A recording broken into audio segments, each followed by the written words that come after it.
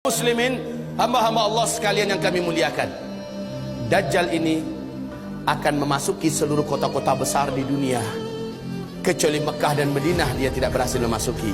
Kedua kota ini, baik fisiknya tidak bisa masuk ke Mekah Madinah, baik ilmu kekuatan sihirnya dan magicnya tidak bisa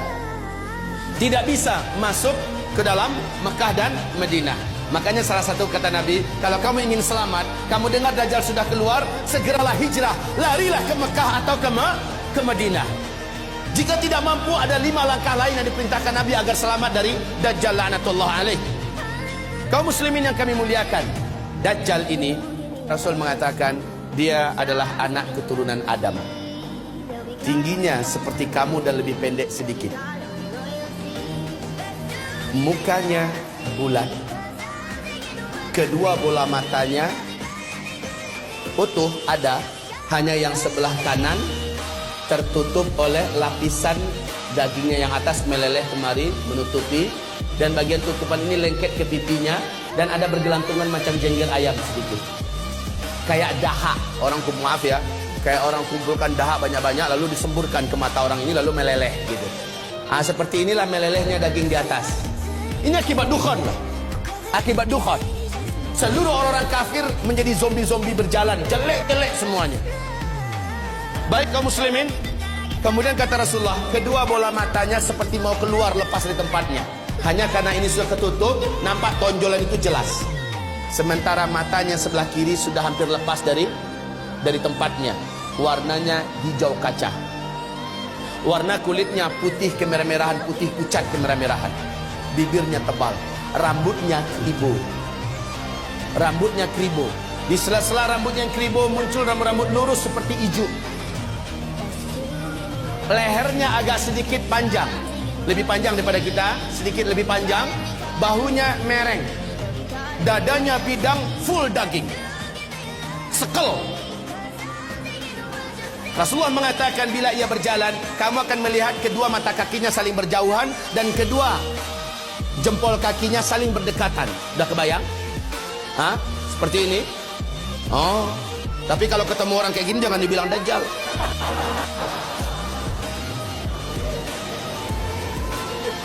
Orang biasa tapi jelek minta ampun, jelek habis. Kaum muslimin, kata Rasulullah berikutnya sallallahu alaihi wasallam, bagi orang yang beriman, yang menurut Allah imannya masih sahih, menurut Allah imannya masih benar, dia diizinkan oleh Allah mampu membaca huruf Ka, Fa, Ra di antara kedua alis matanya. Ada tertulis Ka, Fa, Ra, yaitu kafir. Walaupun aslinya dia nggak pandai membaca Arab, membaca Al-Quran, tapi imannya menurut Allah sahih, dia akan mampu melihat itu. Kalau sempat kepapasan beberapa papasan, dia mampu melihat kafara. Ibarat Allah yang kami muliakan, Rasulullah sallallahu alaihi wasallam bersabda, semua kemampuan yang jahat di bumi ini ada pada dia. Seluruh jin dan syaitan berkhidmat dan melayaninya, menjadi pengikutnya. Coba bayangkan, dukun mana di bumi ini yang sanggup menaklukkan seluruh jin dan setan? Sementara Dajjal dengan sukarela dan senang hati, seluruh jin dan setan berkhidmat kepadanya. Dalam rangka, ya awas ya, di fase keempat ini adalah fase di mana setan jin dan setan manusia bersatu memperbanyak calon penghuni neraka. Di fase keempat ini. Makanya ketika Dajjal muncul, ma baina khalqi Adam ila qiyamis sa'ah fitnatun akbar minad Dajjal. Sejak bumi ini Allah ciptakan, sejak Adam Allah ciptakan sampai hari kiamat, tidak ada fitnah yang lebih dahsyat, tidak ada fitnah yang lebih hebat, tidak ada fitnah yang lebih berat melebihi fitnahnya Dajjal. Maka berlindunglah kamu kepada Allah dari fitnah Masih Dajjal. Wallahi, kata Nabi, kalau saya hidup, saya yang akan membela kamu paling di depan. Tapi jika saya sudah tidak ada, setiap kamu harus bela dan jaga dirinya masing-masing. Dajjal memiliki kekuatan sihir yang tidak terbatas. Dajjal memiliki kemampuan dan hipnotis magic yang sangat-sangat berat, sehingga tidak ada yang mampu melawan Dajjal. Tidak ada.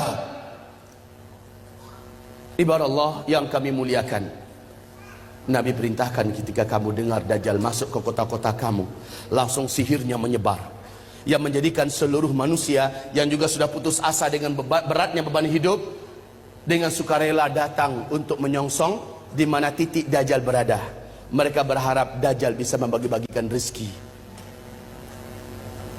Saat itu kata Rasulullah, wahai kaum lelaki, bawalah istri-istri kalian masuk ke rumah, ikat dia di dalam rumah, tambatkan dia di tiang-tiang rumah kamu.